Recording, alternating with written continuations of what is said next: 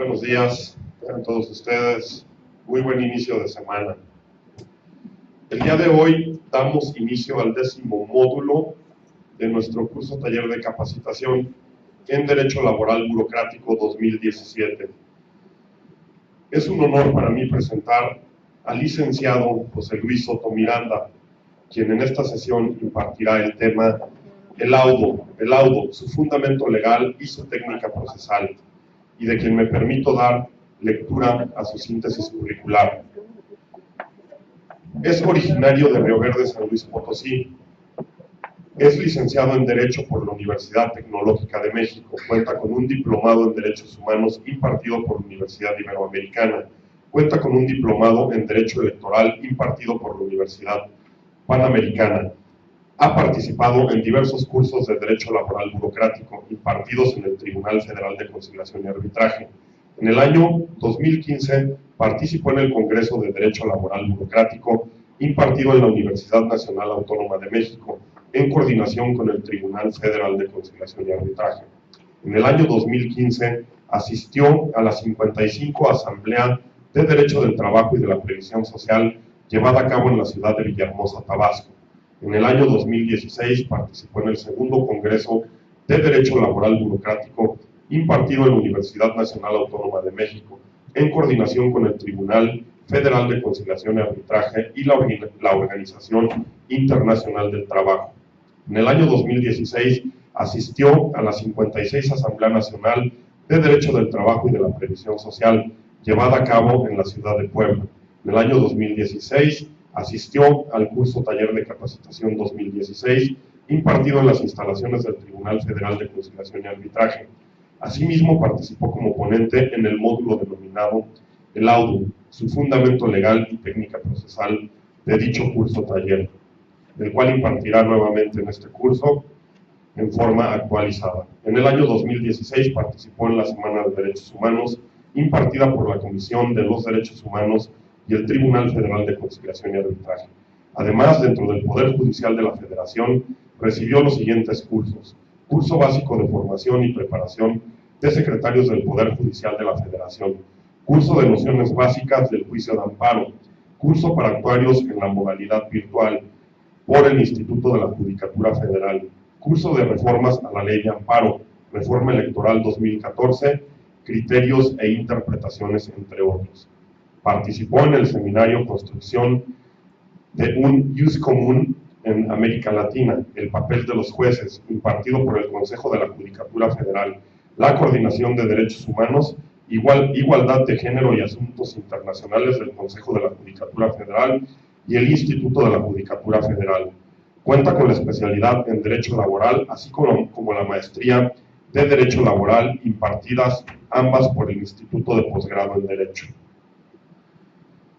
En su experiencia profesional, laboró en el despacho Sánchez y Flores Asociados, en donde le permitió adquirir experiencia en materia laboral y de amparo, entre otras materias. Dentro del Poder Judicial de la Federación, ocupó los siguientes cargos: oficial judicial adscrito al Tercer Tribunal Colegiado en materia administrativa del Segundo Circuito, oficial judicial adscrito al Segundo Tribunal Colegiado en materia administrativa del Segundo Circuito, oficial judicial adscrito al Cuarto Tribunal Colegiado en materia administrativa del Segundo Circuito, oficial judicial adscrito al Juzgado Tercero de Distrito en el Estado de México. Por otra parte, dentro del Tribunal Federal de Conciliación y Arbitraje, ha ocupado los siguientes cargos: secretario de Estudio y Cuenta del magistrado representante del Gobierno Federal de la Tercera Sala, coordinador de asesores del magistrado presidente del Tribunal, magistrado representante del Gobierno Federal de la Primera Sala, y actualmente se desempeña como magistrado presidente de la Primera Sala del Tribunal Federal de Conciliación y Arbitraje. Mucho gusto y un honor haberlo presentado, magistrado. Adelante, damos la bienvenida. Gracias. Bueno, buenos días tengan todos ustedes, coordinadores de asesores. Muchas gracias por su conducto. Quiero agradecer al presidente por la oportunidad que me brinda para poder compartir el trabajo que me correspondió investigar. Sé que es temprano, que es lunes, hace frío, todos tenemos sueño. Trataré de que mi plática sea un poco amena para no aburrirlos y no se queden dormidos. ya que si se quedan dormidos trataré de no hablar muy fuerte para no despertarlos. Me gustaría comentarles que, como ya lo han hecho compañeros que me han antecedido, una de las encomiendas del tribunal, así como de nuestro presidente, es buscar la modernización del Tribunal Federal de Conciliación y Arbitraje. Sin embargo, no nada más se trata de buscar esa modernización en cuanto a instalaciones y equipo de cómputo nuevo. Esa modernización debe de reflejarse en el trabajo que realizamos todos los días, es decir, en la emisión de nuestras resoluciones. Bien, a mí me gustaría que más que una clase, me gustaría compartir experiencias en cuanto a la estructura del laudo o de la tarea de hacer un laudo. Estos días estaba repasando el tema, recuerdo cuando empecé yo en mi función jurisdiccional en Poder Judicial de la Federación, que ahí hay un curso que es de formación de secretarios, un curso básico para la formación de secretarios de juzgados y tribunales, que se los recomiendo, que en su oportunidad sale no sé si ya sale la convocatoria, pero cuando dura un año, se los recomiendo porque es impartido por jueces magistrados de Poder Judicial de la Federación. Pero bueno, yo recuerdo que cuando me inscribí a ese curso, hice el examen y pasé el examen para ser admitido, pues si bien yo ya tenía alguna experiencia en realizar acuerdos, llevar algunas audiencias, creo yo que una de las funciones primordiales o que más cuesta trabajo y que dentro del argot de todos los tribunales es la realización de algún proyecto de sentencia, o en este caso de un laudo, ¿no? Es como que, pues bueno, el hacer un acuerdo uno va adquiriendo la pericia, le va entendiendo de qué se trata la promoción, va adquiriendo los formatos, los machotes, y va sabiendo cómo, qué formato se adecua a la promoción que nos llega.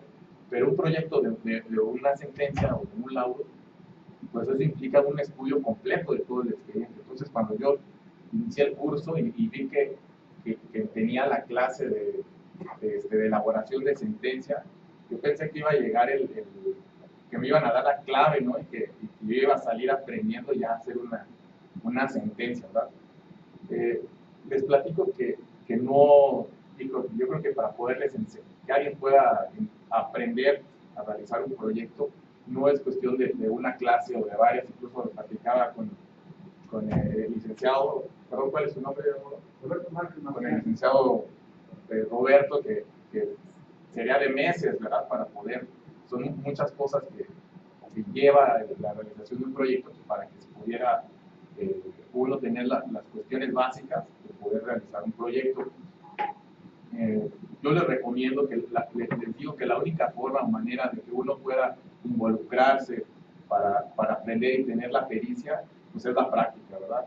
¿Eso que involucra? Pues involucra un poco de sacrificio, ¿verdad? En sus tiempos libres, de pedir un expediente, empezar por los expedientes de precedente que le llaman, eso quiere decir los expedientes pues que ya está visto el tema y que prácticamente nada más es modificar datos. En el tribunal tenemos el ejemplo de los expedientes de devolución de descuentos. No sé si sepan de esos expedientes, que como vieron miles de esos expedientes, pero realmente pues está llegando a un punto que ya hay un formato, ¿verdad? Y que nada más es cuestión de ver las pruebas, de cambiar datos, pero eso sirve para aprender y ver realmente cómo uno se puede estructurar un proyecto. Pero bueno, entonces, más que una clase, a mí me gustaría que compartiéramos nuestras experiencias para darnos cuenta de cómo podernos preparar o qué es lo que realmente lleva a una estructura de un laudo. En principio, me gustaría saber, de aquí, creo que la clase pasada con el magistrado Jan Guren ya lo habían comentado, pero nuevamente a mí me gustaría saber quiénes de ustedes han realizado proyectos, actualmente son secretarios proyectistas, o han estado involucrados con la elaboración de algún proyecto de laudo.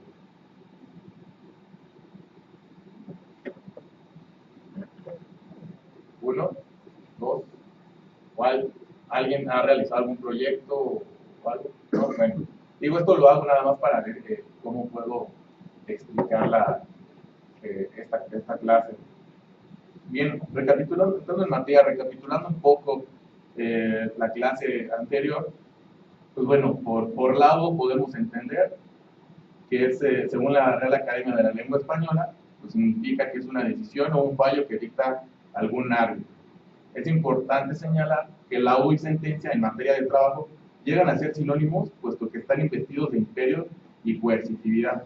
Anteriormente solamente tenían alcance de opinión. Lo correcto, a mi juicio, yo creo que una vez que haya reformas y demás, se le va a llegar a denominar sentencia de trabajo. Adelante con la diapositiva, por favor. Bien, aquí nada más quiero hacer un antecedente. Yo aquí investigando, pues yo me encuentro con que se habla del dictamen y del proyecto de laudo. Recordemos que en los años de 1920, por esas épocas, la verdad no recuerdo las fechas concretamente, pero bueno, cuando había un conflicto de trabajo, las partes llegaron a decir a someterse ante un árbitro cuando no se ponían de acuerdo, decían, a ver, vamos a ponerlos de acuerdo. Vamos a someterlo a un tercero ajeno y vamos a ver quién dice la razón, ¿verdad? Pero era opcional, no era algo forzoso. Entonces, había una persona que le decían el dictaminador, que realizaba un dictamen, y que esta persona, pues con todas las pruebas y las consideraciones que él estimaba pertinentes, se las pasaba a su vez al árbitro, y ya si el árbitro consideraba que estaba correcto ese dictamen o ese proyecto, pues se elevaba a la categoría de laudo, y entonces él daba su opinión, le decía, mira, pues yo de lo que ustedes me dieron, pues yo opino que la parte trabajadora tiene razón, ¿verdad? Entonces se fue haciendo una gran práctica en los años de 1935 a 1940. La Suprema Corte, que costó mucho trabajo, pero la Suprema Corte le llegó a dar ese reconocimiento o esa calidad como de sentencia, ¿verdad? ¿Por qué? Porque ya una vez que se resolvía realmente sí obligaba a que se cumpliera esa determinación. Pero bueno, en la ley se habla de dictamen o proyecto de laudo. No sé si alguien me puede ayudar con el artículo 885. Bueno, si le damos al hipervínculo, por favor. En el segundo párrafo, les leo, dice, el artículo 885 de la Ley Federal del Trabajo habla, hecho lo anterior, el auxiliar de oficio declarará cerrada la instrucción y dentro de los 10 días siguientes formulará el escrito del proyecto de laudo. Como ven, ahí hablamos de un proyecto de laudo. Le damos siguiente, por favor. En el artículo 916 nos dice, transcurrido el término para la presentación de alegatos, el auxiliar declarará cerrada la instrucción y dentro de los 15 días siguientes formulará un dictamen.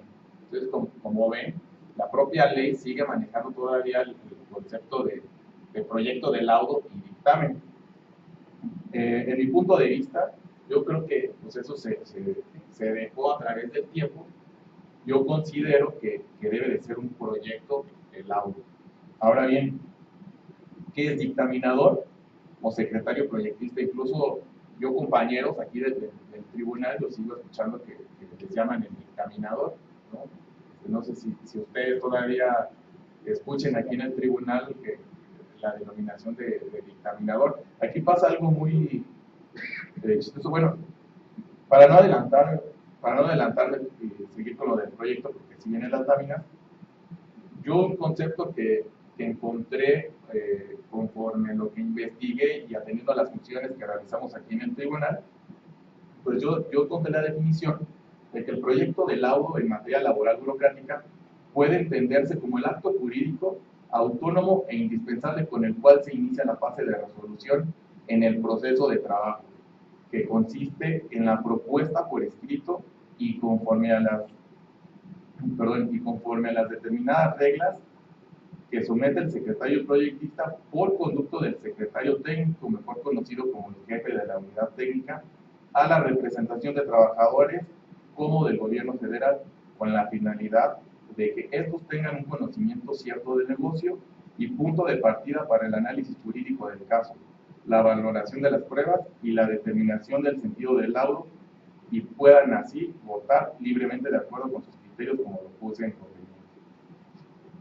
En pocas palabras, el secretario proyectista o el proyecto de laudo va a ser el estudio o el proyecto que el secretario ponga en consideración ambas representaciones para que tenga un punto de partida y sobre eso pueda decidir su votación. Bien, con la siguiente, por favor. Regresando de que les decía si es dictaminador o secretario proyectista. Bien, aquí nuestra ley, recordemos que es muy antigua. Si nos vamos al artículo 122, vemos que nos señala el Tribunal Federal de Conciliación y Arbitraje. Me voy al caso concreto, la parte que nos interesa, es que en cada sala y sala auxiliar habrá un secretario general auxiliar y el número de secretarios de acuerdos, actuarios y personal. Luego se va a otro párrafo, los secretarios de acuerdos, actuarios y personal administrativo. Luego en otro párrafo, el secretario general de acuerdos, los secretarios generales auxiliares y los secretarios de acuerdos. Yo les pregunto a ustedes, entonces, ¿por qué tenemos aquí secretarios de audiencias y secretarios proyectistas? No sé quién me pueda como, ayudar, o por qué se les ocurre que tenemos, por qué les denominamos aquí internamente así. Porque hacen diferente. Sí, definitivamente. Definitivamente, miren, aquí yo llego a la conclusión de que como nuestra ley y antes las necesidades del servicio eran otras, en el año de 1960, por ahí, pues seguramente nada más creo que había una sala, ¿no? Y yo creo que con un secretario de acuerdos era suficiente para que realizara los acuerdos, llevara las audiencias y realizara los proyectos, ¿verdad? Pero pues a través del tiempo, conforme las cargas de trabajo se han incrementado, pues hemos denominado por sus funciones específicas a secretarios de acuerdos, de audiencias y de proyectos, ¿no? Bien, en ese sentido el secretario proyectista es el servidor público de los órganos jurisdiccionales que se encarga en la práctica exclusivamente de la elaboración de proyectos de laudos para su posterior estudio, discusión y resolución por los miembros de la sala o del pleno del Tribunal Federal de Conciliación y Arbitraje. Ahora, aquí les quiero preguntar a los que tienen experiencia en los proyectos, ok, ya soy secretario proyectista, ya me dieron mi expediente, ya que tengo el expediente que me están dando para la elaboración del proyecto, ¿qué se debe hacer? ¿Cómo empiezan ustedes para realizar un proyecto? O sea, ya luego nada más agarran y ya ven, se van directamente a hacer el laudo. Adelante. No, primero hay que estudiar el expediente porque suele pasar que a veces no están todas las pruebas desahogadas. Entonces, pues con esa finalidad, primero tenemos que estudiar el expediente. Y ya que lo terminamos completamente de estudiar, detenidamente, entonces sí ya el proyecto pues se hace prácticamente rápido, ¿no? Pero lo que lleva más tiempo es estudiarlo primeramente. Claro. ¿Quién más me puede compartir ahí de los que han hecho algún proyecto que cuando lo reciben, digo, para que sus compañeros sepan cómo empiezan, ya lo revisan y ya saben cuál es la solución jurídica y ya empiezan a hacer el proyecto? Licenciado Juan Felipe, ¿usted cómo empieza? Sí, ¿Cómo revisa? Pues primeramente, efectivamente, verificamos que las pruebas estén desahogadas. Una vez que ya verificamos eso, empezamos al estudio y análisis tanto de la demanda como de la contestación para fijar la litis y el estudio de las pruebas respectivas. Ese sería el primer paso. Exactamente. Una vez digo, no es inventar el libro negro, ¿verdad? Pero pues una vez que se recibe el expediente, efectivamente hay que revisarlo oportunamente, ¿verdad? Porque pasa a menudo que luego no están desahogadas todas las pruebas y uno se dedica a ver la demanda o la contestación y ya dice, pues ya sé de qué se trata, esto es de confianza porque ya hay una jurisprudencia y hubo un asunto similar. Y ya uno empieza a estar redactando el laudo y de repente ya cuando empieza a poner las pruebas y se va a las audiencias se da cuenta que no se desahogaron dos, ¿verdad? Y ya le invirtió uno tiempo. Y no, ¿sabes qué? Pues, regrésenlo, ¿no? Para que desahoguen esas pruebas. Además de que uno, pues hace sus anotaciones, ¿no? Hace sus anotaciones, ve las pruebas que ofrecieron en la audiencia ver cómo se admitieron, cómo se desahogaron, o incluso también se platican los asuntos, ¿no? Porque no todos los asuntos son pues de precedente o que ya están conocidos. Hay muchos asuntos como los de aquí cuando se demanda la autorización para terminar los efectos del nombramiento de un trabajador de base.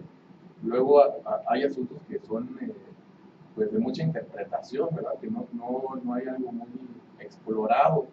Entonces, pues, no está tan fácil nada más de que, pues ya lo leí, yo creo que va así.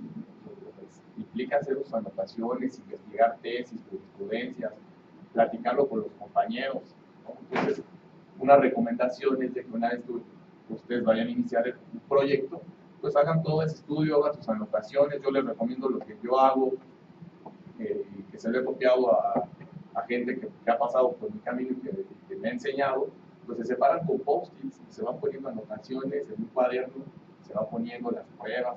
Digo, hay gente que ya tiene la pericia, ¿verdad? Y ya no necesita poner sus anotaciones o poner los post-its y ya lo va trabajando, ¿verdad? Pero bueno, yo en lo particular, que todavía no tengo esa pericia, pues yo sí trato de poner los post-its desde la demanda, desde cuándo llegó, qué pruebas ofreció, cuándo contestó, qué audiencia fue, qué pruebas se admitieron, cuáles se desecharon, y ya una vez esto, pues investigar, ¿verdad? Si no es un asunto que ya exista un tema tratado, pues investigar, y yo sí lo platico, yo sí siempre lo platico, pregunto, porque pues, si coinciden conmigo, pues yo creo que entonces quiere decir que la idea que yo estoy pensando pues es la correcta. Bien, pues ya entrando en materia de lo que es el tema de la estructura de un laudo, la siguiente, por favor. Pues bien, nuestra ley no contiene un artículo como tal que nos señale los requisitos, ¿verdad? Como lo veíamos la clase pasada. Por tanto, debemos de irnos a la Ley Federal del Trabajo. Adelante, por favor. La siguiente. Bien, aquí la Ley Federal del Trabajo nos habla de que se tiene que hacer un proyecto por el secretario proyectista y que ese proyecto debe de contener algunos de los requisitos del artículo 840. Y ya que se haya pasado el proyecto para votación, pues ya tendrá el carácter de laudo y deberá contener unos requisitos. A mí me gustaría que subrayé, que viéramos los requisitos y preguntarles, ¿verdad?, a las personas que han leído un laudo o que han realizado un proyecto, si estos requisitos realmente sí los contiene en la práctica nuestros laudos enfocados a materia laboral burocrática.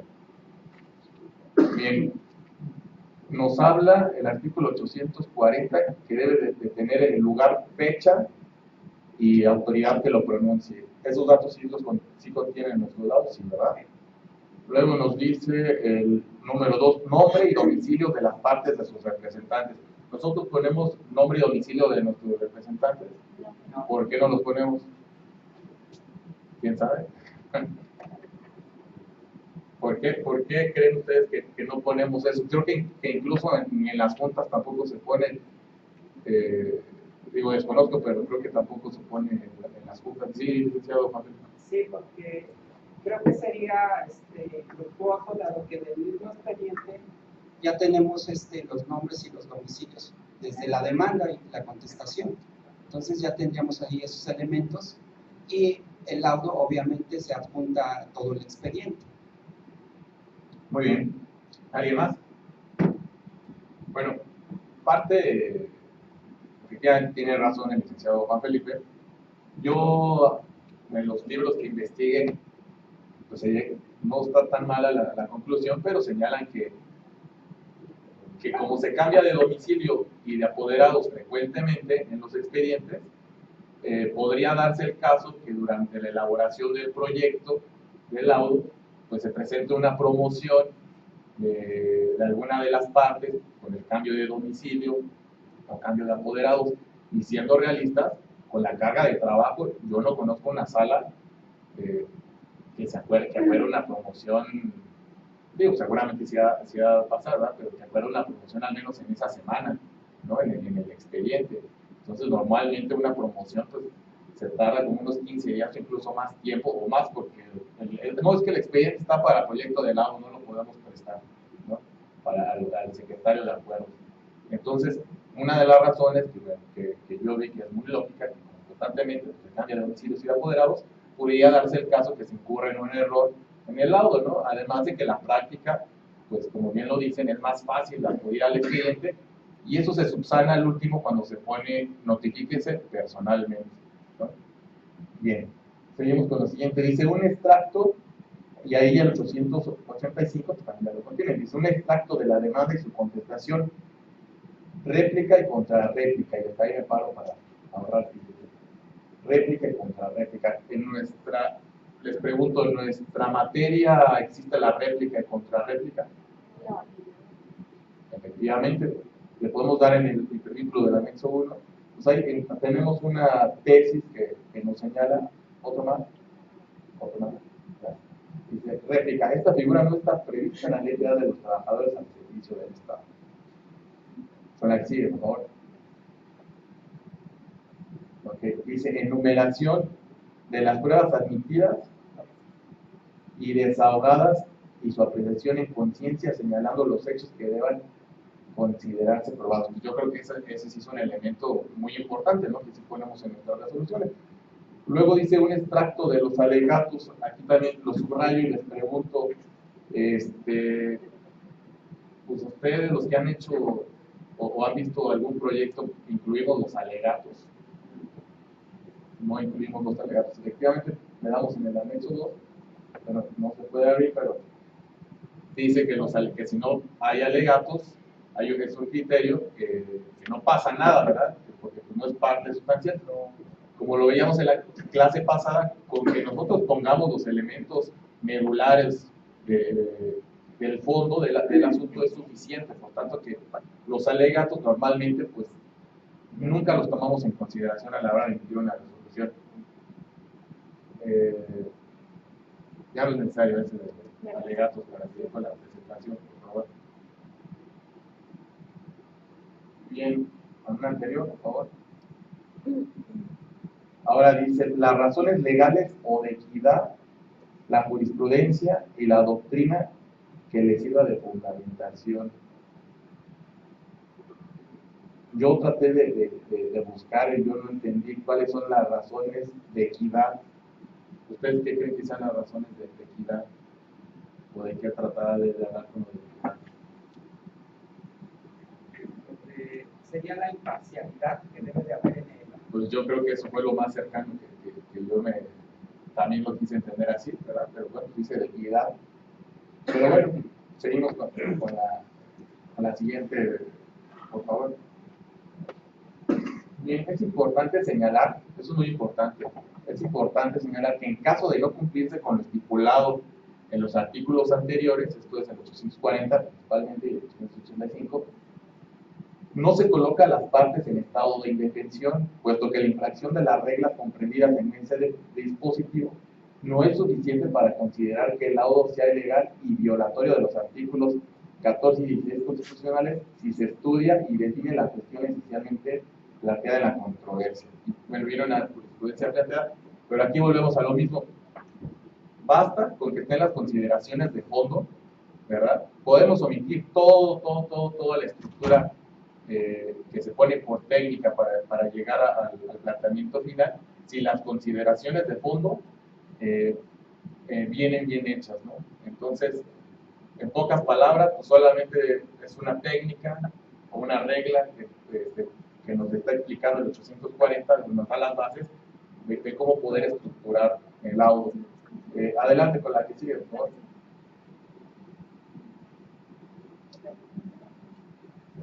Hay unas fallas técnicas.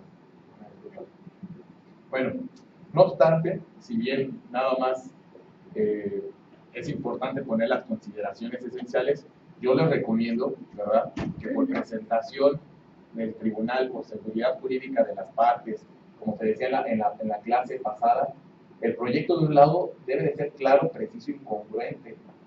¿Por qué? Bien, aquí, ¿por qué debe de ser así? Recordemos que que nuestras resoluciones en materia laboral y la parte que nos toca burocrática, pues va dirigida a las partes, ¿no? Luego perdemos de vista esto, recordemos quiénes son las partes. Me van a decir, sí, el Estado, ellos tienen muchos recursos y tienen un jurídico muy importante y pueden contratar a buenos abogados, ¿ok?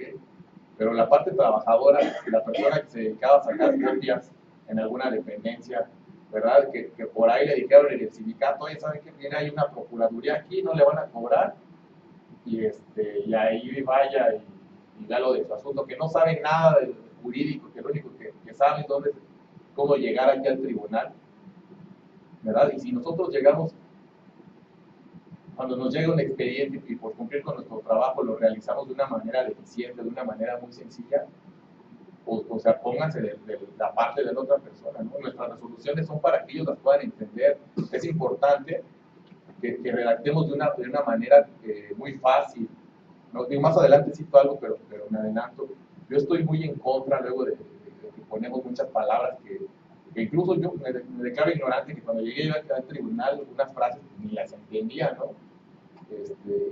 Y a lo mejor pues, son palabras o técnicas que se usan en materia laboral, en tribunales laborales, pero pues recordemos que hay que ser claros y hay que redactar bien, ¿verdad? Para que la parte trabajadora o el demandado las entienda, ¿no?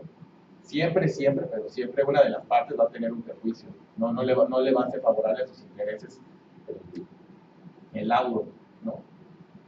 Pero no es lo mismo que una parte esté inconforme, va a estar inconforme, pero no es lo mismo que esté inconforme por el jurídico, ¿no? Que a lo mejor estuvo bien el jurídicamente, pero no está de acuerdo, ¿no? O a lo mejor sí nos equivocamos por burros y estar inconformes, pero de lo que sí no pueden estar inconformes es de que nosotros, por tener mucho trabajo, por querer sacar nuestra chamba, redactemos nuestro laudo de fondo en una hoja y media, cuando a lo mejor el expediente hasta son 2 tomos, ¿no? O sea, tampoco hay que hacer libros ni nada, pero yo creo que las circunstancias esenciales sí hay que ponerlas muy claras. Adelante, por favor. Bien, recapitulando un poco lo anterior, de manera rápida, aquí me puede decir cuáles son las partes del proyecto, rurales del proyecto. Sí, licenciado Juan Felipe. Resultados, considerados y resolutivos. Efectivamente. Aquí yo nada más anexo, esas son las principales, yo anexaría tal vez nada más por cuestión de técnica y para ir explicando poco a poco, yo incluiría el rubro, pero efectivamente el rubro, resultados, considerandos y puntos resolutivos. Adelante con la siguiente presentación. Bien, el rubro es el título o rótulo de un proyecto que contiene los datos principales del expediente. O sea, son los datos de identificación de las partes y del número de expediente que vamos a poner. Por ejemplo, aquí le pongo este ejemplo, se cita el número de expediente, el actor. Aquí, digo, es algo muy de forma. Se puede poner contra o versus, según los que saben, dicen que es incorrecto que usemos palabras en otro idioma y que sugieren que se ponga en contra, pero bueno, yo creo que normalmente no pasa nada, siempre ponemos versus. La parte del demandado, ponemos cuál es el demandado, cuál es la acción intentada y en qué número de sala se encuentra radicado en nuestro expediente. Adelante, por favor. Ahora, si son varios actores o varios demandados, yo les recomiendo usar la siguiente fórmula. Ponemos el ejemplo 2, por favor. Yo personalmente les recomiendo que pongamos, por ejemplo, hay actores López, Francisco y otros. ¿Por qué? Porque luego a mí me ha tocado ver asuntos aquí como en el Poder Judicial que son muchísimos los quejosos o los actores, muchísimos, me refiero a 100, y es muy fácil que nosotros podamos incurrir, aparte que nos vamos a tardar muchísimo transcribiendo, es muy fácil que podamos incurrir en algún error, ¿no? Entonces yo creo que se subsana muy fácil poniendo la palabra otros. Y lo de la misma manera en demandados, servicio de administración tributaria y otro, o si ustedes lo desean, la otra parte, si ustedes transcribir todo. Adelante, por favor. Adelante. Ahora bien, la siguiente, por favor. Los resultados, como ya se había dicho la clase pasada, a ver quién me dice, bueno, pues ahí está ella enfrente, pero pues, ¿quién me dice qué son los resultados? ¿Alguien más que no sea licenciado Juan Felipe? Bueno, pues ya lo está leyendo, creo que ahí les pregunten. Pues son los antecedentes y los hechos que se tienen que enumerar para empezar con la estructura de nuestro proyecto. ¿Y cómo se...? Adelante con la siguiente presentación. A ver, igual alguien que no sea el licenciado Juan Felipe, conforme a lo que ya hemos platicado, ¿qué pasa si se hace valer en una demanda de amparo directo como concepto de violación el estudio incorrecto de los resultados por parte de una de las salas de este tribunal, puesto que ésta omitió señalar todas las prestaciones demandadas? ¿Qué pasaría? ¿Qué resolvería el tribunal colegiado? A ver, ¿quién? ¿O quiénes? Ángel, que se concede el amparo porque no se está estudiando todo, bueno, no se está viendo. Se tendría que conceder el amparo porque no se está viendo todos los antecedentes de. Entonces podría no haber una congruencia en el laudo. ¿Alguien más piense de lo contrario?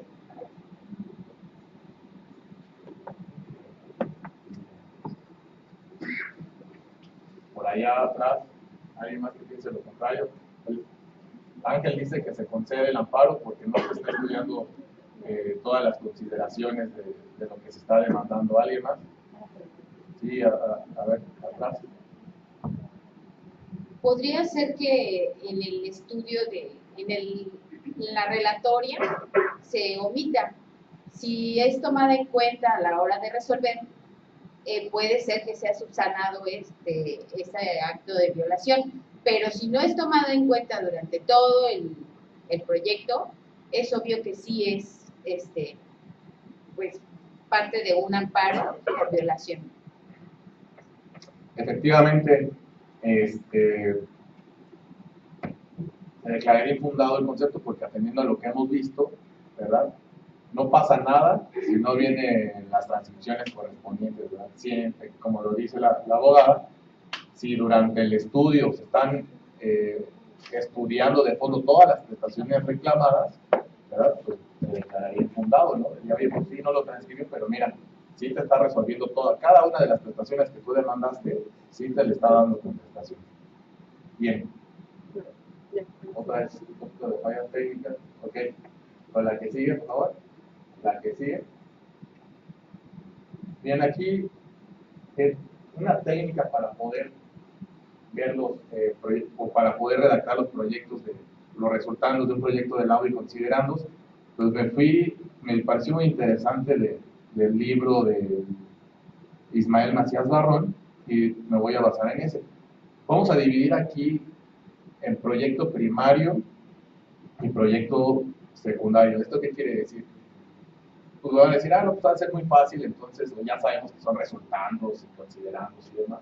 Pero ¿qué pasa con los proyectos o con la formulación de un proyecto cuando se concede un amparo? ¿Se sigue la misma estructura? No, ¿Sí?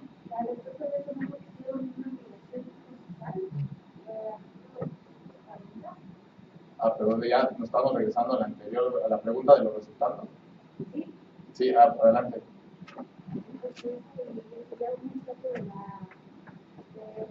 El demandado y la contestación, por eso es una violación procesal y por eso hace el laudo.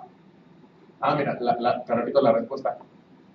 Como veíamos de que no es necesario que se transcriba o que se omita alguno de los puntos del 840, si efectivamente, aquí la pregunta era si no transcribió los resultados todas las prestaciones, ¿verdad? Si no se estudiaron en el fondo todas y cada una de las prestaciones, sí sería fundado el concepto de violación, porque diría el tribunal colegiado, oye, espérate, pues mira, te demandó la reinstalación y omitiste los salarios caídos, ¿no?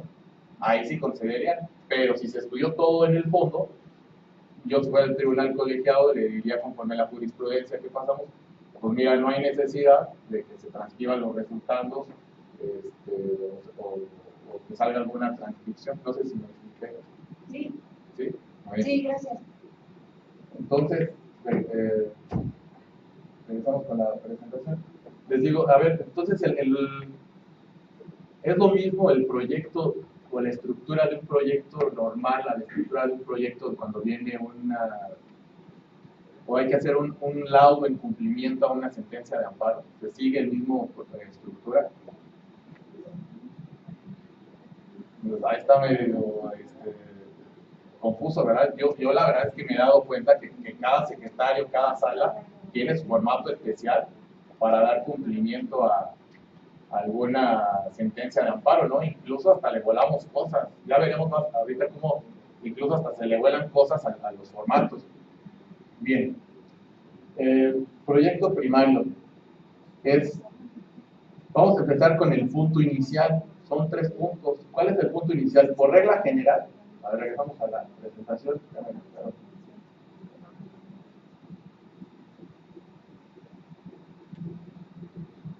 Ok. Por regla general, este punto contiene la descripción del acto jurídico que da inicio al proceso, es decir, la demanda. Ahora sí, veamos el ejemplo.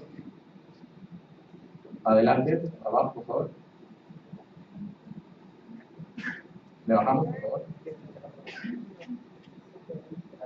Entonces empezamos con el vistos y vamos con el resultado primero. Aquí yo les recomiendo que siempre utilicemos las palabras para enumerar resultados considerados puntos resolutivos, las palabras primero, segundo, tercero y cuarto. Que no mezclemos, ¿verdad? Que con números romanos o números arábigos.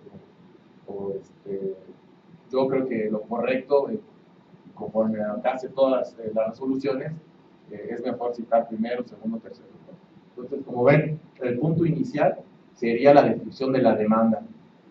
Y pues es nada más seguir el formato. Mediante escrito presentado en la oficialidad de partes del tribunal, tal fecha, tal hoja, él o los actores, por su propio derecho, por conducto de algún apoderado legal, demandó o demandaron las siguientes prestaciones. ¿Por qué es importante poner la fecha de presentación de la demanda? Para si inmediatamente se promueva la contestación a la demanda, la prescripción, lo primero que tenemos que hacer es abocarnos a resolver si la prescripción es operante o la desechamos.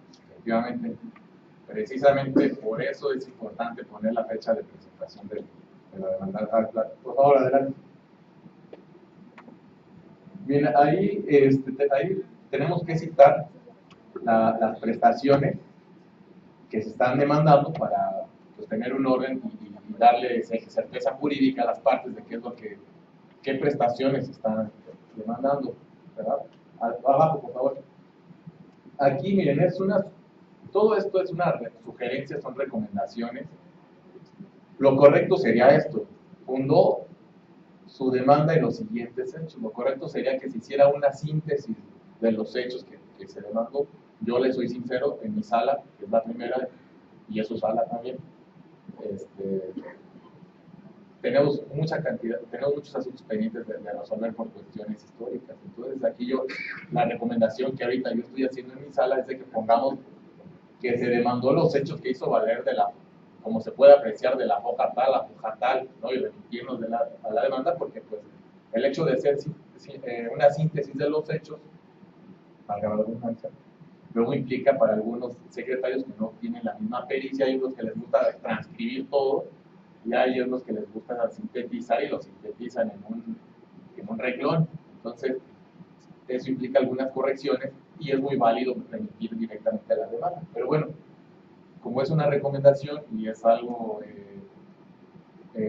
pues académico, lo correcto sería hacer la transcripción. De alguna manera, abajo, por favor, se sigue con este párrafo, que es muy común, que se hizo en el capítulo de Derecho, invocó los preceptos legales que consideró convenientes a su causa y acreditó la procedencia de su acción, ofreciendo diferentes pruebas. Como luego los siguientes puntos. Adelante, por favor, más abajo. ¿Ya no hay más abajo? No. Ahí. Ok. Bueno, aquí sigue. Como lo decíamos, debe indicarse siempre la fecha de presentación de la demanda, pues será un dato determinante para eventuales efectos prescriptorios. se debe de revisar, es muy importante, se debe de revisar de manera íntegra la demanda para verificar todas las prestaciones demandadas. ¿Por qué? Yo me he dado cuenta, no sé si ustedes también, que pues dice el trabajador, yo demando todas estas prestaciones porque me corrieron, porque yo trabajo bien y hasta me quedo bien tarde y soy un trabajador de excelencia, ¿no? Y de repente ya en los hechos dice, ay, también como me quedaba bien tarde, pues reclamo 200 horas extras, ¿no? Y de repente, pues vemos que no nada más en su capítulo de prestaciones está demandando, ¿no? En su capítulo de hechos ahí señala que está demandando horas extras. Entonces, la demanda debe entenderse como un estudio de todo lo que se integra. Entonces, es muy importante revisar la integridad de toda la demanda, porque si no lo hacemos, el tribunal, y él lo hace valer en amparo, incluso a veces el tribunal colegiado en suplencia de la queja, pues va a decir, oye, pues a ver, aquí en el capítulo de los hechos demandó las horas extras porque trabajó tantas horas, ¿no? Entonces es muy importante revisar toda la demanda. Adelante con la que sigue, por favor. Luego vamos con el punto de continuidad. Este se utiliza con el propósito de relatar los actos jurídicos procesales acaecidos después de que el actor presentó su escrito de demanda. Ejemplo. Atrás, por ejemplo. Esto no es otra cosa más que el emplazamiento. Lo que vamos a decir es de que una vez radicados los autos, en qué acuerdo se tuvo como demandado y se ordenó correr traslado a la demanda con documentos anexos, con efectos de emplazamiento, abajo por favor, a fin de que de no hacerlo dentro del término concedido o resultar mal representado, se le tendría por contestar en el sentido afirmativo. Bueno, es lo del emplazamiento, y aquí le agregamos cuándo se realizó dicha notificación del emplazamiento. Aquí les pregunto por qué es importante que se cite la fecha de notificación del emplazamiento. Sí, es para ver si está representado en tiempo. Exactamente. Y en su caso podría hacer la valoración de las pruebas de la contestación. Exactamente, para ese sentido. Entonces, la siguiente, por favor.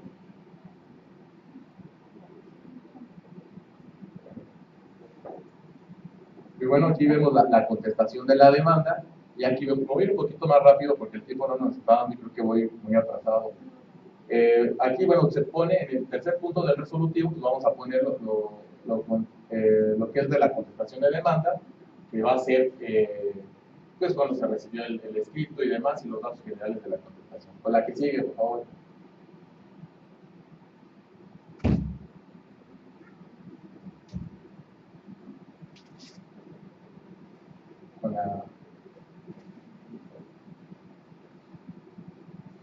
Con la lámina que sigue, por favor.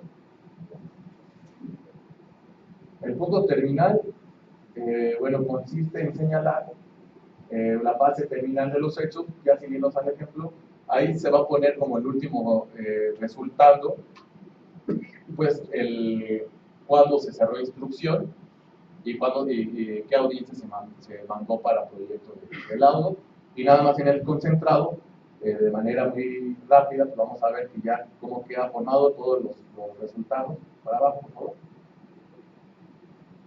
Los vistos, el rubro visto resultados, ahí está la demanda, nuestras prestaciones, los hechos que en su caso se citarían. Más para abajo, el emplazamiento, su contestación. ¿Cuándo fue la contestación? Más abajo, por favor. Y la audiencia de pruebas de generar su resolución y cuándo se cerró la instrucción y se mandó a proyecto. Con la que sigue, por favor.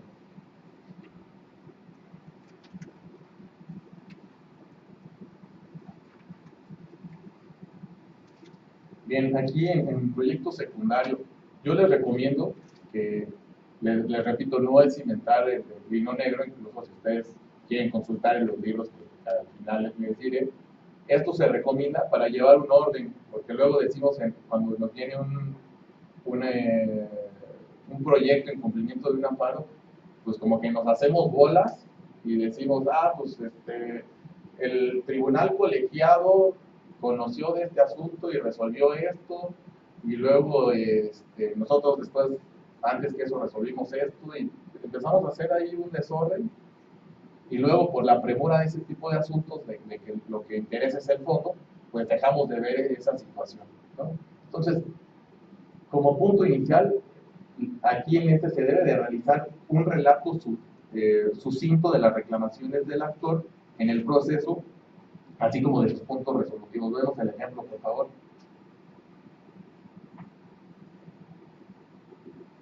Le bajamos. Aquí se va a hacer un resumen muy rápido. Vamos a decir cuándo se recibió la demanda, y luego vamos a poner, y seguida la secuela procesal, en tal fecha dictamos laudo y resolvimos lo siguiente, y vamos a transcribir los puntos resolutivos. ¿A qué sigue, por favor?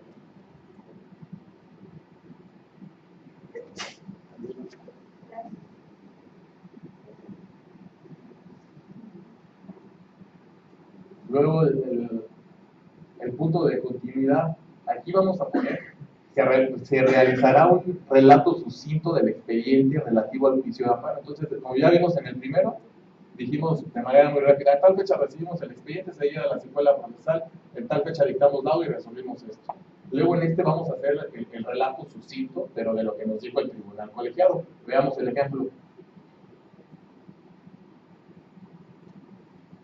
Sería segundo, conforme con tal determinación, con tal laudo, tal parte promovió juicio de amparo, el cual por cuestión de turno, o conocer. Es muy importante que hagamos estas, a lo mejor si quieren usar otra redacción, como digo, es una recomendación, pero luego volvemos aquí, inconforme con tal promovió juicio de amparo que resolvió el quinto tribunal con el expediente tal. O sea, así nada más lo resolvió porque él quiso, el quinto tribunal dijo, no, yo quiero conocer el asunto. O sea, hay que poner la redacción correcta y decir que por cuestión de turno tocó conocer a tal tribunal colegiado, y ese lo radicó con número de expediente, ponerle su número, ¿verdad? Y en tal sesión, pues resolvió lo siguiente, ¿verdad? A lo que me refiero hay que ponerle orden nada más, ¿no? Y ahí prescribimos la concesión del amparo. La siguiente, por favor. El punto terminal. Aquí se va a señalar el auto relativo a su recepción y el orden del cumplimiento perdón, por parte de la sala formulando, que se va a formular un nuevo laudo. Vemos el ejemplo. Entonces ya vimos lo que dijimos nosotros en el primer laudo, lo que dijo el tribunal colegiado, y entonces ahora sí nos vamos a abarcar a nuestro cumplimiento. Dice luego, una vez devueltos los autos originales del presente juicio, el tribunal colegiado antes referido requirió esta sala el cumplimiento de la ejecutoria, y así por acuerdo, normalmente es de presidencia, como se manda a la unidad técnica, por acuerdo de presidencia se dejó sin efectos el laudo impugnado de tal fecha y se ordenó tornar el presente asunto al secretario proyectista para dar cumplimiento. Con el que sigue, por favor. Ahora vamos a entrar con los considerandos. Me voy a saltar lo teórico, creo que ya quedó claro la vez pasada. El material, a los que gusten, está a su disposición, desde luego. La competencia también me la voy a saltar, ya quedó claro con las que siguen. La siguiente, ahora. No tan siguiente. A ver, dale para atrás un poquito. Ok. No. Ahí. A ver, rápido. Yo les pregunto. Aquí, pues, como ya saben, por regla general siempre se pone considerando de la competencia. Así, siendo técnicos conforme la competencia, ¿ustedes creen que esta transcripción está correcta de citar la competencia?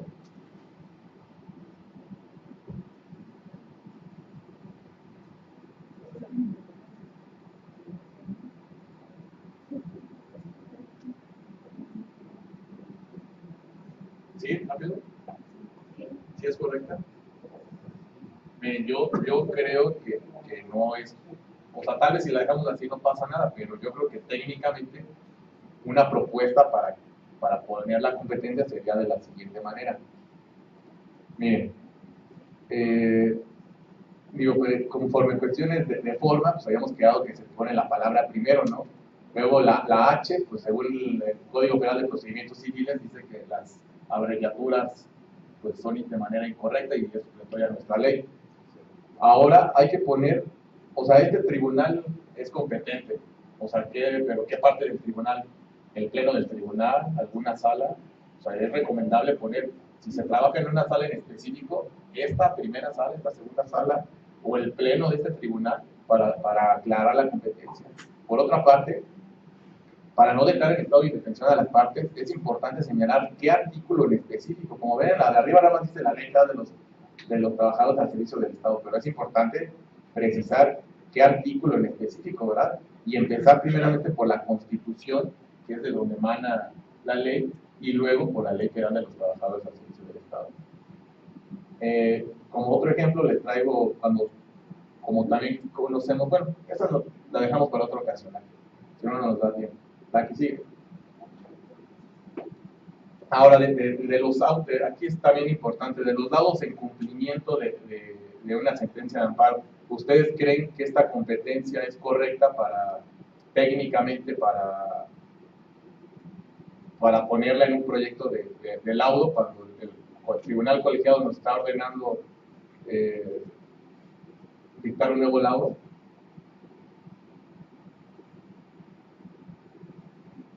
Pero repito, es técnicamente, ¿verdad? Porque si lo dejamos, tal vez no pasa nada, ¿no? Bueno, yo considero que no es correcta. ¿En dónde dice, o conforme qué, dice que tenemos que evaluar la competencia de la sala o del tribunal y remitirnos directamente a los artículos de la ley de amparo? O por qué lo hacemos, ¿verdad? Creo yo que es una mala práctica que tenemos aquí en el tribunal. Repito, creo yo, ¿verdad? Incluso algún tribunal estricto va a decir, a ver, hay defecto en el cumplimiento porque me volaste la competencia, ¿no? Entonces, ponemos la propuesta, por favor, ponemos la propuesta y la hacemos grande para que se pueda advertir, por favor. La letra, ok. Le bajamos, por favor. Miren, se recomienda dejar la competencia del tribunal, ¿no? En este caso, la competencia que teníamos en el laudo original debe dejarse. Ahora, de manera opcional, yo no lo pondría, pero no pasa nada si ponemos lo de que dice el artículo 77 de la ley de amparo. Pues creo que si se pone o no se pone, pues, el tribunal colegiado no nos va a dar por cumplido por obra, pero bueno, yo he visto que aquí está muy, se quiere poner eso, es de manera opcional, si se quiere dejar, adelante, ¿verdad? Luego, como segundo punto, en ese mismo secundario, como segundo considerado, debemos enfocarnos ya, ahora sí, a la materia del amparo, ¿no? Que sería precisar para qué efectos fue el cumplimiento del amparo. Ahí tal colegiado concedió el amparo y protección al actor para los siguientes efectos. Y ya transcribimos los efectos. ¿Le bajamos, por favor?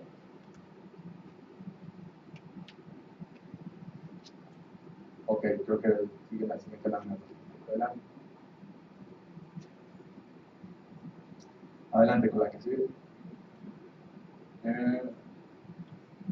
Bueno, ya nada más para regresar a lo de los considerandos.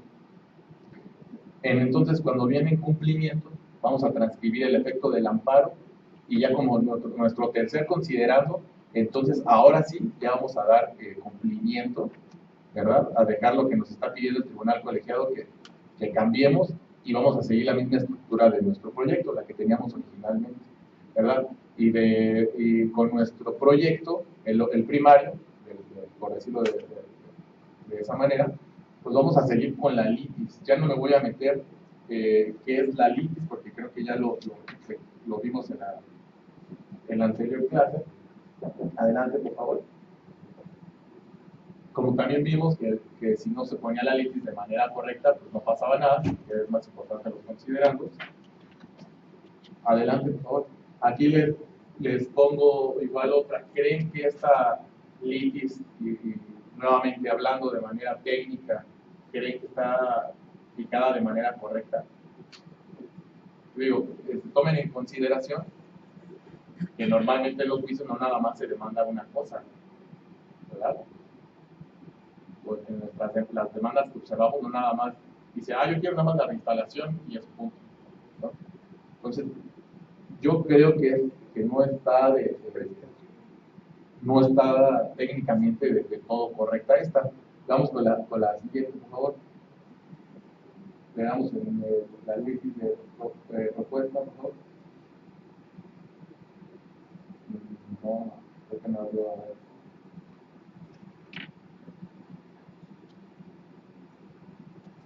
Bueno, ya creo que ahí pasó.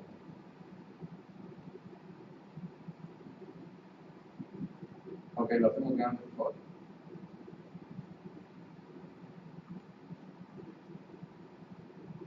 Mira, aquí nada más de manera rápida, porque si no da tiempo.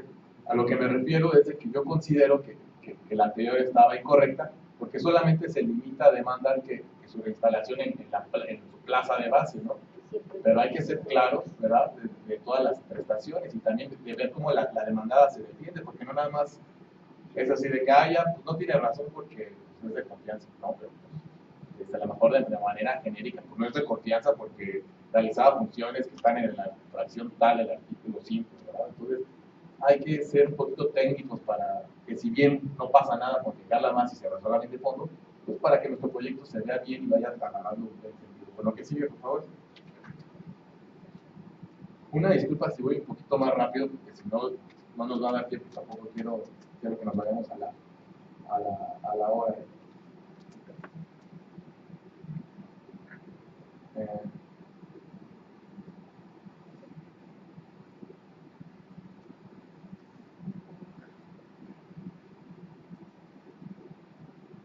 La que sigue, por favor. Cargas probatorias, aquí no me meto mucho. Es importante, pues, después de la litis, pues, señalar algo de las cargas probatorias. Por regla general, pues la demandada pues tiene la carga de la prueba, ¿verdad? Y como por regla general tiene la carga de la prueba, por cuestión de técnica, cuando empezamos a valorar las pruebas, se debe de empezar por el que le estamos dando la carga de la prueba de lo que se está demandando. Por regla general, entonces la demandada, con la que sigue, por favor. Bien, aquí lo toco de manera muy genérica también. Lo que comentábamos al principio, aquí pueden ser dos cuestiones de la prescripción. Una, si está prescrita la acción principal, pues es importante que lo estudiemos en este punto, porque si está prescrita, pues ya no vamos a entrar al fondo del asunto, ¿no?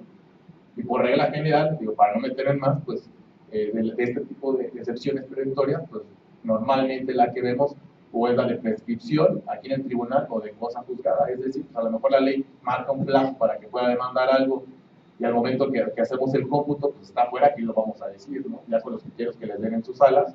¿Sabes qué? Pues aquí, como está fuera de tiempo, pues ya ni me meto al fondo, se absuelve al archivo definitivo, ¿no? O sabes qué, aquí tengo a la vista otro expediente y se advierte que esto ya fue demandado, estas prestaciones, y ya se resolvió de fondo y no tuviste razón, o si tuviste, ya fue cosa juzgada, y también lo mandamos al archivo. Y el otro tipo de excepciones, pues son como de prescripción, cuando ustedes recordarán que cuando se demanda la prestación principal, normalmente que sea una reinstalación, pues solicita que las vacaciones, el pago de prima vacacional y demás, ¿no? Y la demandada siempre pone la excepción de prescripción, porque tienen un año, y solamente con un año para atrás se les debe de pagar, ¿no? Ahí se debe entrar al estudio de eso y lo toco de manera genérica. Es muy importante que lo recuerden. Con la siguiente, por favor. Las pruebas.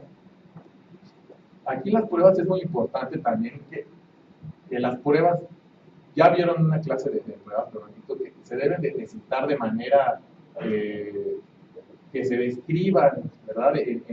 Cuándo se presentó la prueba, en qué audiencia se admitió, ¿verdad? Si se desechó o si es una confesional o algo, en qué audiencia se desahogó, escribir qué valor se le va a dar. Es muy importante ser muy claros en eso. Y yo que les recomiendo que no basta con que ya describamos todas nuestras pruebas, ¿no? Decir, no, pues aquí ya las describí bien bonito, ya dije qué hoja están, qué valor tienen, hasta les puse jurisprudencia. No es suficiente con eso, hay que relacionarlas en el fondo, ¿verdad? Recordemos que ya cuando estemos viendo nuestros conceptos, hay que relacionar, no nada más decir, pues como se vio ya es de confianza con las documentales o las pruebas que ya se escribieron es de confianza. Digo, yo creo que sería lo correcto nuevamente referir con tal documental donde se describe que realizaba cuestiones de representación, como ya quedó visto en el capítulo de pruebas, se acredita la confianza. Yo les recomiendo que funden y motiven, que no basta nada más en el capítulo de pruebas, que de la misma manera me salto ya lo correspondiente por el tiempo. Adelante, por favor. Bueno, les voy a poner unos ejemplos, pero me los adelanto. Quiero llegar aquí a las conclusiones. Bien.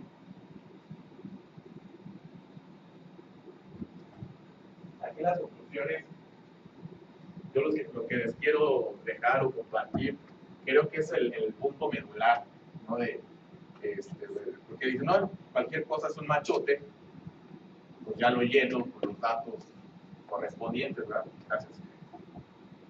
Pero yo les pregunto también aquí, ¿qué técnica utilizan los que tienen experiencia como para realizar un proyecto? O sea,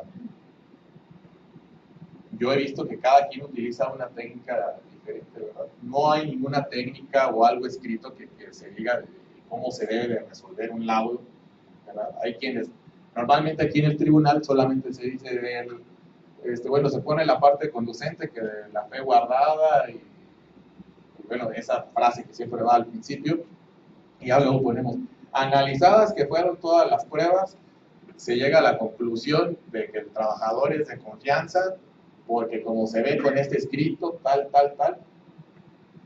pero si lo ponemos así, o sea, uno ya da por hecho de que el lector ya se echó desde el resultando hasta considerando, ya sabe bien cómo está el expediente, ¿no?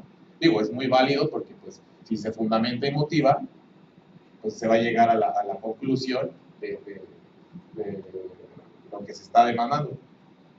Es muy importante que no nada más nos enfoquemos a la prestación principal. Creo que luego perdemos de vista en la práctica, nos vamos a resolver sobre la reinstalación, si es de base, si es de confianza, salarios caídos, salarios vencidos, y luego perdemos de vista las prestaciones extralegales, o las dejamos ahí, nada más ahí el actor. Y normalmente pues, nos conceden el amparo para que estudiemos las prestaciones extralegales. Las prestaciones extralegales pueden ser que a lo mejor el reclamo había unos vales de despensa, de unas horas extras, hay que ser muy importante. Pero bueno, yo lo que les quiero compartir, pues es una forma que yo creo es pues muy fácil y sus proyectos pueden quedar muy bien para poder entenderse. Pues no es nada, no es inventar el hilo negro, es la que sigue, por favor. La que sigue. Ok. Es pues, atender a los silogismos de premisa mayor y conclusión, un argumento deductivo. ¿Esto qué es? No, pues es, ok, el demandado, el actor, señala que fue despedido injustificadamente. Sería nuestra premisa mayor. Pues nuestra premisa menor. Durante la secuela procesal, me regresamos ahora, por favor. Durante la secuela procesal, pues el titular demandado no acreditó que haya sido demandado, que haya sido despedido de manera justificada. Entonces, ¿cuál va a ser nuestra conclusión? Pues como el trabajador fue despedido de manera injustificada y el demandado no lo acreditó, pues se va a condenar a una eventual reinstalación y pago de salarios vencidos. Bueno, pues eso se escucha así como que fácil, ¿verdad? Pero, ¿y cómo lo redacto? Entonces, más adelante con la que sigue, por favor, ahora. Bien, aquí yo lo encontré en unos libros que me pareció muy, muy bueno. Y es el planteamiento del problema. Nos vamos con la que sigue, por favor. Con la que sigue. No, la anterior, ponemos ejemplo, la que dice ejemplo, a ver, no, No. Abajo. No. Bueno, regresemos con la anterior, creo que no hay unas cuestiones técnicas. Entonces, sería esa de, a ver si abre el ejemplo 2. Ok, miren, aquí sería el planteamiento del problema. Entonces, lo estoy separando por 5 puntos.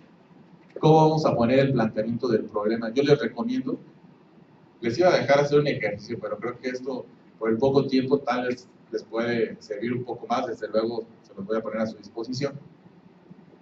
El planteamiento del problema, aquí yo les recomiendo que hagamos, que identifiquemos una vez que nosotros ya leímos la demanda y la contestación, que identifiquemos cuál es la prestación principal del trabajador, ¿no?, en cuanto a la instalación, y cuál es la defensa principal del demandado. Entonces, por ejemplo, aquí yo les pongo el ejemplo que la actora señala que fue cesada de manera injustificada por la Secretaría de Gobernación del puesto que venía desempeñando como agente federal de Migración B en el Instituto Nacional de Migración, razón por la cual demanda la reinstalación en los mismos términos y condiciones que venía desempeñando, así como el pago de salarios caídos y prestaciones accesorias. ¿Le bajamos, por favor?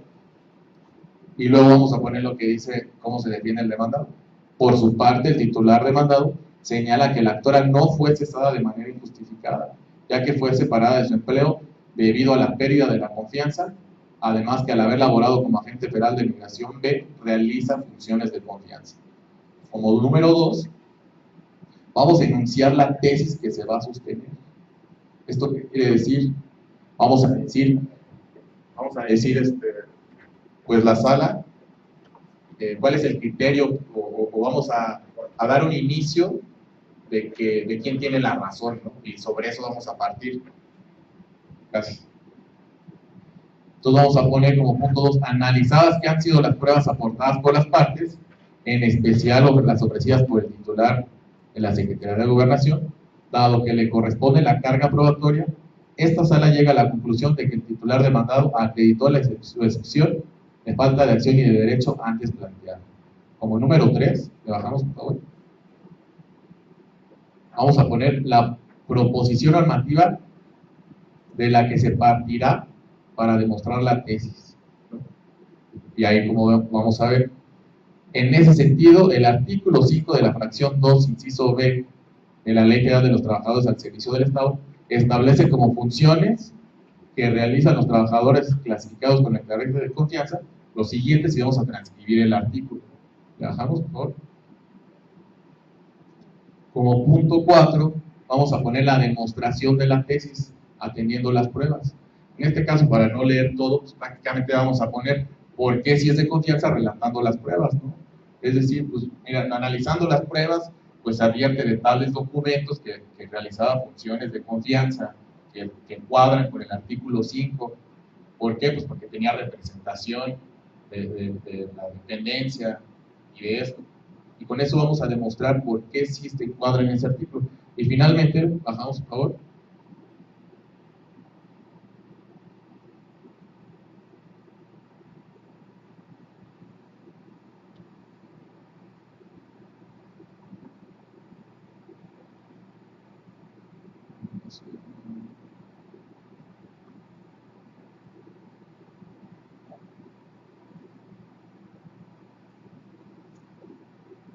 Bueno, pues creo que ahí está, el 5 sería la conclusión. ¿Y qué es la conclusión? Pues nada más lo que vamos a decir.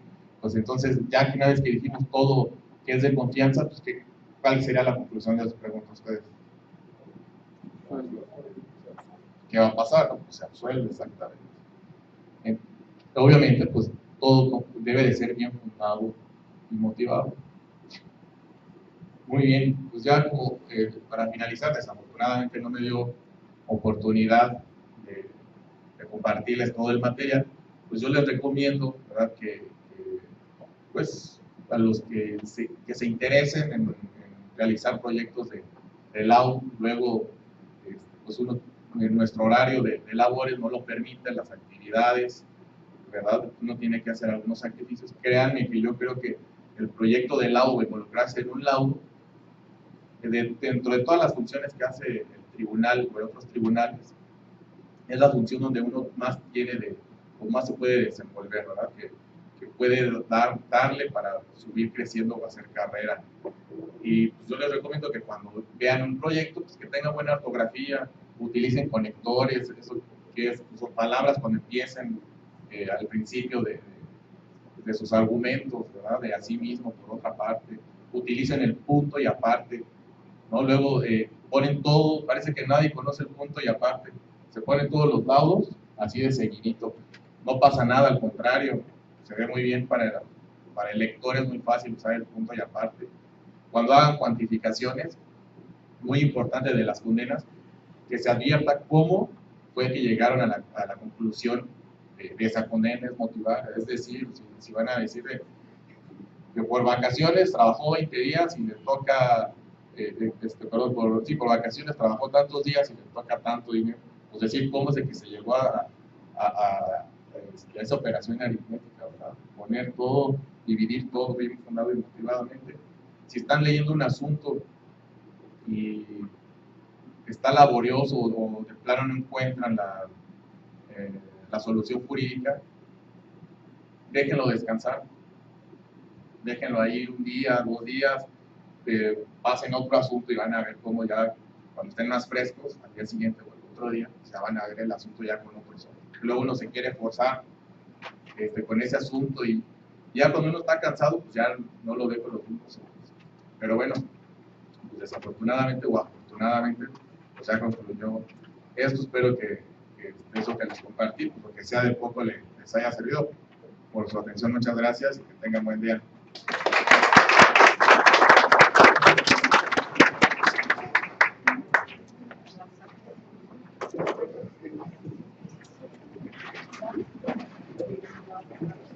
Nada más recordándoles el calendario, tenemos la próxima clase 24 y 25 de octubre con el maestro Víctor Hugo Martínez Escobar, y la siguiente 30 y 31 de octubre con el magistrado Israel Requena Palafox.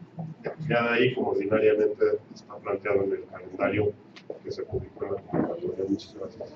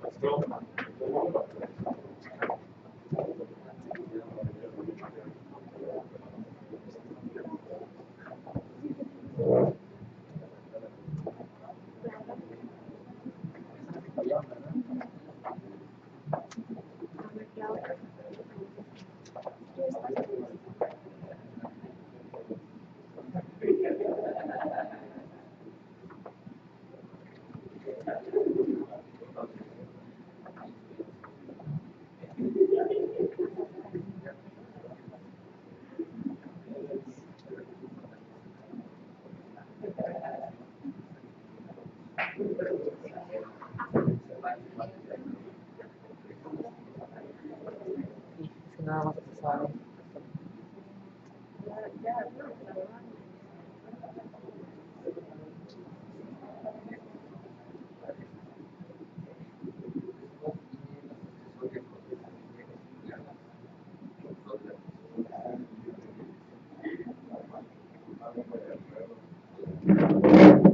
Entonces ya está aquí para nosotros. ¿Saben qué pasó? Cuando vi ya era cuarto para las 10, mejor me lo eché de coche. Gracias.